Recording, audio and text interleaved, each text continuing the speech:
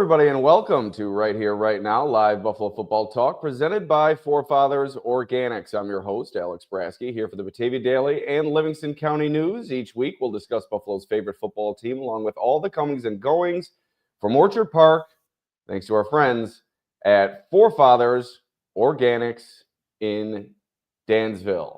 Unlock the power of nature with Forefathers Organics, your premium CBD store. We offer the highest quality CBD and hemp products to liberate your mind, body, and soul, helping you live happy and free. Our mission is driven by excellence and transparency using cutting-edge scientific methods to combat stress and target issues at their source. From potent ingestible CBD to soothing topicals, all our products are USDA certified organic. Discover all natural wellness from farm to table. Visit forefathersorganics.com for more information. All right, a lot to get to on today's podcast as the free agency frenzy is about to begin, but we've already started with plenty of moves made by the Bills to begin the offseason. Josh Allen's new contract, the most notable among them, and with that, we welcome in our guest for today, Joe Buscaglia of The Athletic, helping to break things down as only he can. Today on the podcast, Joe, I'm not that big of a numbers contract guy. I kind of dive in during the season, and the off season, I kind of rely on folks such as yourself to help me provide some context as to what the Bills are doing. So first and foremost, how are you, my friend? I'm great. Thanks for having me, Alex. You got it. Let's dive right in. I know you're a busy man. Josh Allen's new contract comes in yesterday, a new 4-year addition to his previous deal. It now keeps him in Buffalo until the 2030 season, through the 2030 season, I should say. $250 million in guaranteed money. That's the most significant guarantee given to an NFL player all time. And a few other notes on the contract. The terms are massive, but his $55 million average annual value represents 19.7% of the current salary cap. That ranks 13th amongst current QB deals. For example, Joe Burrow is, I believe, about 24% on his deal via 2023. So it looks like Allen making a ton of money, but if you look a little bit deeper, I think the team got what it was looking for. Could you break it down maybe a little bit further? Am I on the right wavelength there? It looks like a big number, but maybe not as big when you take into account some of these other contracts that have been signed and will be signed in the future. Yeah, the biggest number on the entire deal is the $250 million guarantee. That's $250 million, which is insane to even think about. No wonder why he made the investment that he did last week. So there is that piece to it. But I think in terms of this deal, the APY is an important factor for other contracts because now he is in a tie for second with Burrow. We don't know what his cap hit will look like in 2025. And I think that's kind of an important piece here, but I would not be surprised if the Bills gave themselves some flexibility by getting him signed under this contract, because Josh Allen wants exactly what the Bills want. They want to win, or they both want to win. So my guess is they will have a bunch of option bonuses in there, which if you don't know what an option bonus is, basically it triggers at a date later on in the contract. So that way those prorated bonuses won't take effect until that bonus triggers. So for instance, in like the Khalil Shakir deal, he had an option bonus in 2026 for $9.1 million. That doesn't hit his salary cap in their salary cap in 2025 at all. So that would be my guess as to how they kind of structured it. And just going from there, they are on the hook no matter what for around like 28, 29, $30 million on the cap this year for Josh Allen, just based on veteran minimum salary and previous contract prorations. I would anticipate it to be a little bit higher than that, but I would not be surprised at all if this deal yielded around 10 million, maybe a little bit less, maybe a little bit more in cap space in 2025, while making him the richest guaranteed player in NFL history. Where do you see the Bills' salary cap situation after the new deal with Allen? I think Greg Tomczak put it at somewhere around $20 million of available space. Does that ring true to you at this time, somewhere along those lines? Yeah, so Vaughn and Sam Martin basically took him to even. And then whatever savings they get from Josh will be there. Khalil Shakir had some savings. Rousseau will probably yield some savings. I haven't seen the contract details of it on that deal or the Bernard deal just yet. So those are important details. Rousseau's deal, 4 years, 80 million, 49 guaranteed. 5 million more March 27, 19.8, 2025 cash. The cap hits 2025, 5.8, $8 million saved. 2026, 11.8, 27, 23 million, 28, 24 million, 29, 25 million, and 2030 is a void year. Yeah. So they essentially gave themselves 8 million in space in the first year. So that is pretty substantial. They also have a couple of other things that they can do. They can restructure Dion Dawkins' deal, and that would save them a little over $11 million. They can restructure Ed Oliver's deal. That would save them a little over $8 million. So they've got some stuff to play with here, but I don't know that they necessarily want to go too heavy into the restructuring because it pushes money down the road that they've already assigned a lot of money down the road with these extensions. So I think that those would be tapped into on a need-only basis, but that doesn't preclude them from going out and doing something substantial this offseason. It's very obvious. The biggest goal that they had was to make sure that their core was intact for the long term. And I would say that Christian Benford should be up next on this list if they're trying to get something done because of how important he is to the defense in the secondary. However, that's a more complex deal. It just got even a little bit more complex because AC just signed for $25 million a year. And so anytime there's a resetting value at one of these positions, you can tick up the cost by a few million, which is why it was so important for them to get the Rousseau deal over the line at $20 million per, which sounds like a lot. But when Myles Garrett signs the next day for $40 million, you sitting there thinking to yourself, well, those two players aren't the same. Correct. But the other piece of it is because Myles Garrett signed for $40 million APY, which is $5 million higher than the previous top amount. That means everybody else comes up when they're due for a contract. So the fact that they got him at 20 when they did was, I think, a good deal for them. Speaking of that market increasing when a player reaches the numbers such as Myles Garrett, you look at the running back position with Saquon Barkley, that kind of pushed the market with his $20 million per year deal. James Cook was a big talking point these past few weeks. People have kind of not forgotten about it, but it's been put on the back burner with all this other news.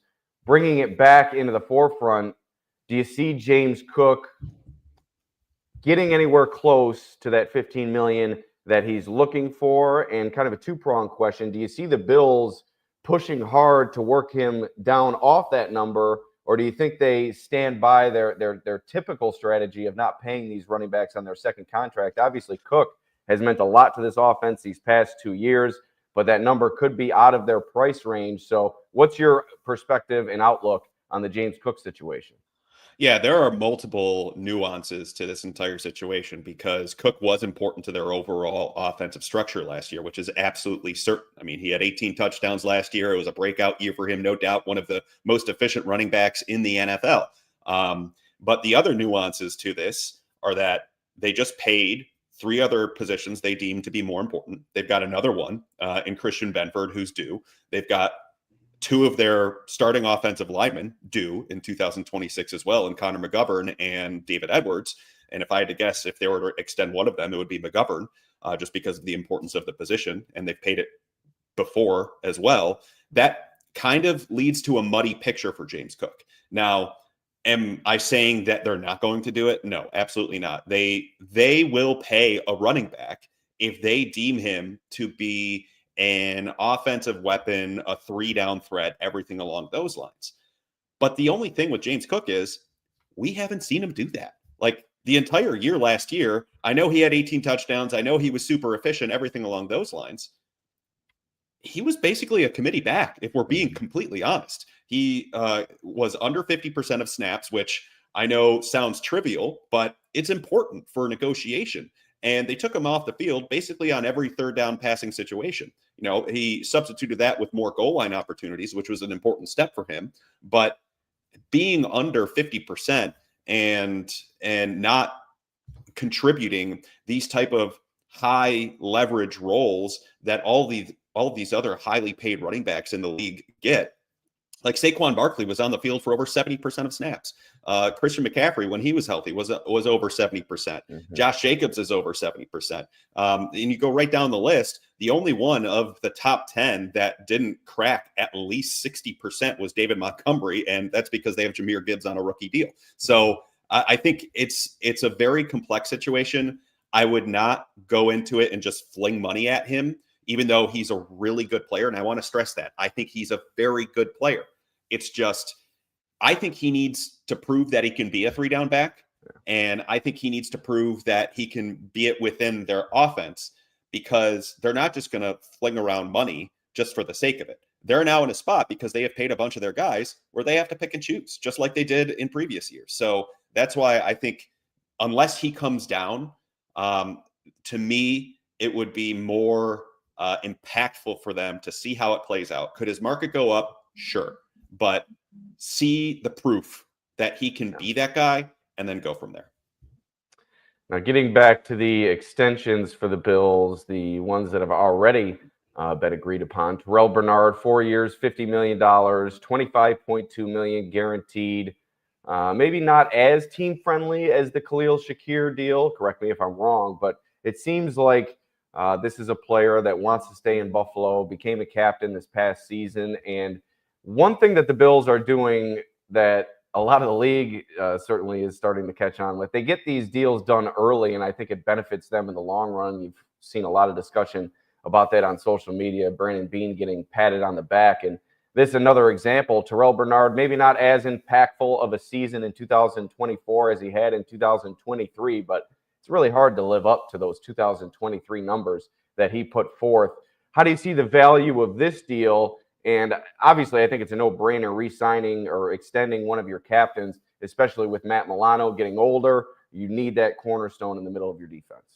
Yeah, I think that was the main emphasis of why they wanted to get it done, because Milano, even though I think there's you never know with them, because they could do a post-June 1 on him, even though it doesn't make as much sense as it did with Tre'Davious White last year. I think he'll probably be here this year, if I had to guess. And then in 2026, they have a very clear out on Milano's deal. And he's up there in age. He suffered a bunch of different injuries. Is he going to be a slowed down version of himself? Is he going to cede snaps at Dorian Williams this upcoming year? That's a conversation too, if he doesn't get back to form the way that they know him to be. So I think for them, getting Bernard under contract was an important step. Do I still see some holes in his game? Sure, absolutely. I think he got better as the year went along, specifically as a run defender. I think last year he was a bit inconsistent on his all-around game. And then once he got fully healthy near the end of the year, he started to tick forward a bit more into that above average to good range based on what I saw on film. So to me, getting him under contract when they did, if they believe in his ceiling, that's an important step, because he's well under what Tremaine Edmonds got paid a couple of years ago. Not only that, when at the time they signed him, he was in a tied for 6th in APY, and then the Bolton deal, the Nick Bolton deal with the Chiefs, and the Sherwood deal with the Jets comes down. Those are both for $15 million per, and that drops him down even more. So that's why getting these guys done early is an important step. And, Brandon Beane has his faults, just like every GM does. But in terms of getting guys to fair market deals, when not named Josh Allen, because you just have to, suck it up and pay the guy. He's done remarkably well in that capacity over his entire duration. So, you could look at it like, all right, well, are they extending these guys too much? Do they have too much internal belief in their own, even though they haven't gotten to where they want to go? But they look at it the opposite side. Like, if you continue to put these guys in the system for more years, then eventually they could crack through. So that's why The Bernard deal made sense for them. Would I personally have liked to see another season of it? Probably, but I also would have said the same thing about Spencer Brown last year, and I have egg on my face for that one because he wound up becoming one of the best right tackles in the league. So that was good on him. And finally, the first domino to fall in this offseason of extensions, Khalil Shakir, APY of $13.25 million. Cap hits are pretty clean in the first couple of years, only 2.5 this year, 6 next year. Then they start to raise 13 in 2027, 15 some in 28, 15 some in 29, and then a void year of 2030. This is a team-friendly deal for a team-friendly player and a fan favorite. I'm not sure you would have expected anything less from Shakir. Probably could have gotten more money if he chose to wait out his deal and go on the open market, but the fit in Buffalo with Josh Allen has proven to be automatic. He catches almost every target thrown his way, and I think rapport for a wide receiver is as critical as any other position when it comes to that rapport with another player being the quarterback. So clearly, Shakir in the right situation for himself and Shakir in the right situation for the team, and they get him on this team-friendly deal. Your take on the deal and how much this helps the Bills and help the Bills kind of move forward with the other extensions and new contracts that they were able to sign. It seems like getting that one done first opened the door for maybe some other possibilities. Yeah, I think that's a good read. Shakir, you could tell just by listening to him last week that he just wanted to get it done. He didn't want to think about it. He wanted the security, and some guys are like that. Like some would not want to deal with chance. Like some would think, okay, risk assessment. Why would I want to potentially have an altering injury at some point in the season and tear all this money I could have had away, even if they're, robbing themselves of 8 to 10 million more potentially? You're still, for him, getting upwards of 55 to 60 million dollars, and because he signed so early and because he's so young, it's probably a good bet that he'll be here throughout the duration of that contract. Injuries can happen, but if he stays healthy, that would be the thing for him. And the important part of his deal as well is in that third year, even though the cap hit goes up, they can restructure it and save around $6.5 million on the cap that year. So that gives them even a little bit more flexibility, but also the fact that the cap is exploding year after year. So they're going to be able to afford these as it kind of goes along. But getting Shakir done, I think, was important. To me, he was one of their top 2 guys that I thought they would have wanted to resign early on, Benford being the other one.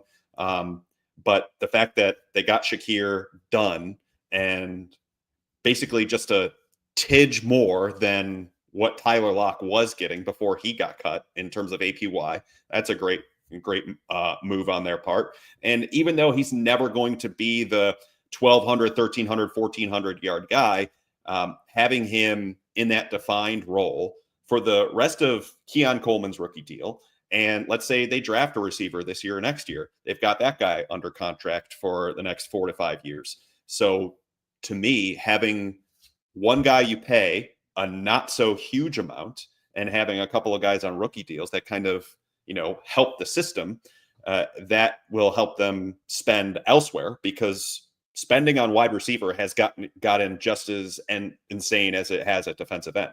So I think that's probably how they're approaching it.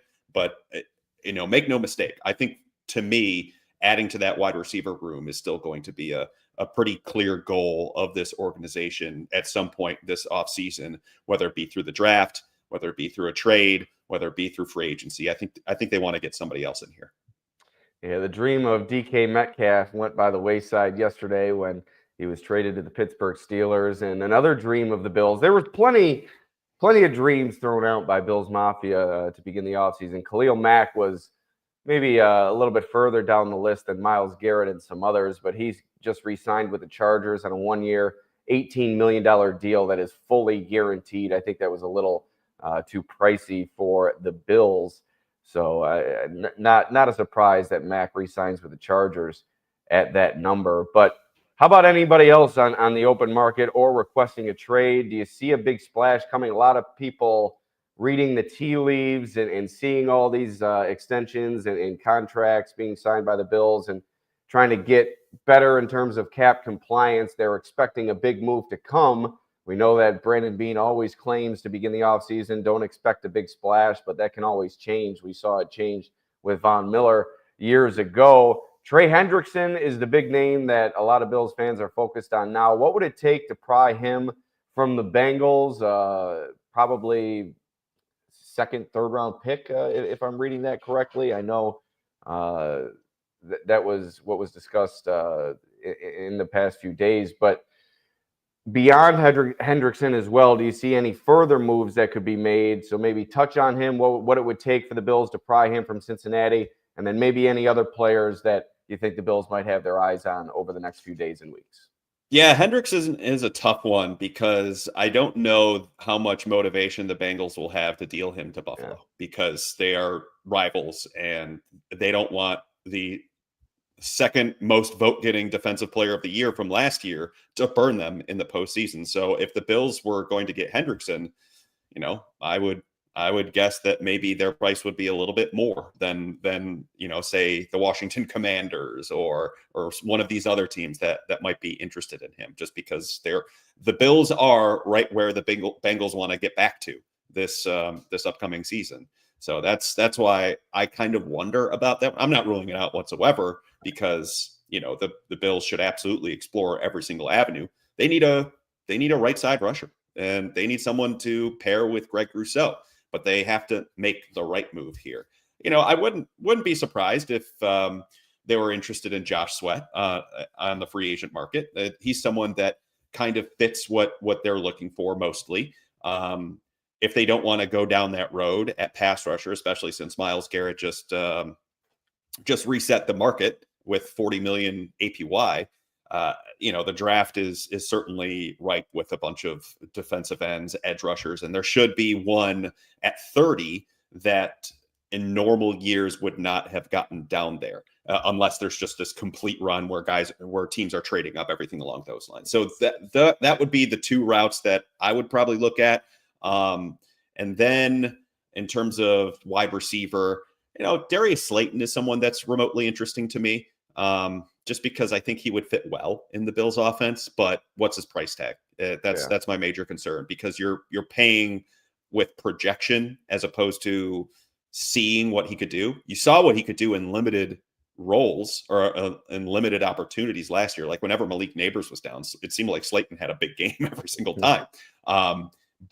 And what could he do with a great quarterback? Because he's basically been surrounded with not so great with the Giants for his entire NFL career. So he's someone that's remotely interesting to me. Hollywood Brown was someone that I thought could have fit what they did, but the Chiefs brought him back in for a 1-year deal, incentive heavy. So I wonder what that big move will be. I wonder if maybe it's a name that isn't hitting as big of a note right now on the trade market as some of these other guys. Like maybe it's a guy who requested a trade and it wasn't populated or something along those lines. I think that might be a more secretive move that maybe the Bills could make rather than, going all in on like a Trey Hendrickson and maybe having to overpay to do it. Sneaky. Brandon Beane, always hard at work this time of year, as is Joe Buscaglia of The Athletic, gracious enough to join us for a few moments here on the podcast. Anything you want to plug, Joe, before we let you go? No, just all my work over at The Athletic and my podcast, The Buffalo Beat. I'll be recording it at some point after the first big free agent wave ends. But yeah, so this time of year, math, fun, could have a punter battle coming along. Yeah, Puntapalooza. I know it's all happening for me. Yeah. It's my time of year. The stars are aligning. Well, thank you, Joe, for joining us. And as we send Joe on his way, we'll thank our sponsor, Forefathers Organics in Dansville. Unlock the power of nature with Forefathers Organics, your premium CBD store. We offer the highest quality CBD and hemp products to liberate your mind, body, and soul, helping you live happy and free. Our mission is driven by excellence and transparency using cutting-edge scientific methods to combat stress and target issues at their source. From potent ingestible CBD to soothing topicals, all our products are USDA certified organic. Discover all natural wellness from farm to table. Visit forefathersorganics.com for more information. All right, that's going to just about do it for the podcast today. Very grateful for Joe joining us here today. Provide some valuable perspective, as he always does when he's gracious enough to come on with us. He mentioned cornerback at the end of his discussion there, and I think that's a position that, although people are discussing, they're not necessarily discussing at the forefront of the Bills' free agency conversation. Joe mentioned Darius Slay. I've mentioned previously DJ Reed, Charvarius Ward. I think that's a position of need for the Bills entering this offseason.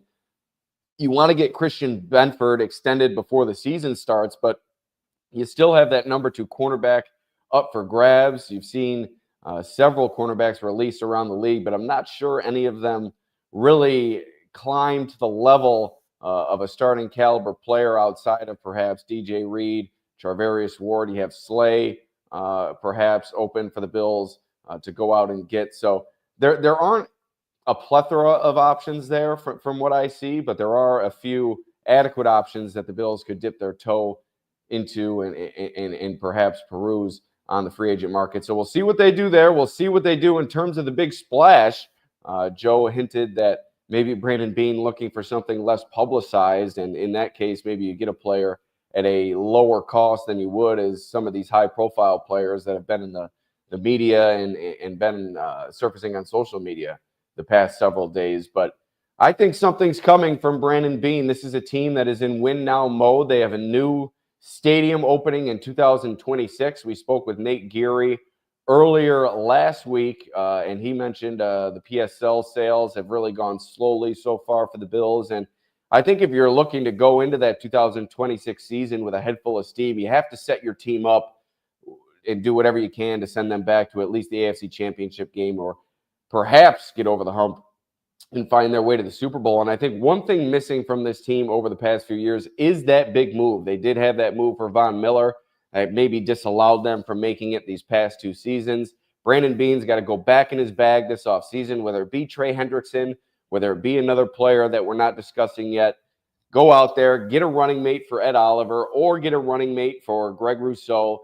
Find something to amplify this defense, or perhaps find a better receiver on the outside for Josh Allen. I think those are the spots you look to on the trade market, or perhaps a big signing in free agency. And then obviously a secondary look to the cornerback position and some other spots that the Bills are in need of filling. But short podcast from me, I guess, on this sense. Just wanted to bring Joe in and really get his thoughts on everything that's going on. I'll be back later this week as more news comes down the pike, but wanted to thank you for joining us on Right Here, Right Now, Live Buffalo Football Talk, and we'll see you next time.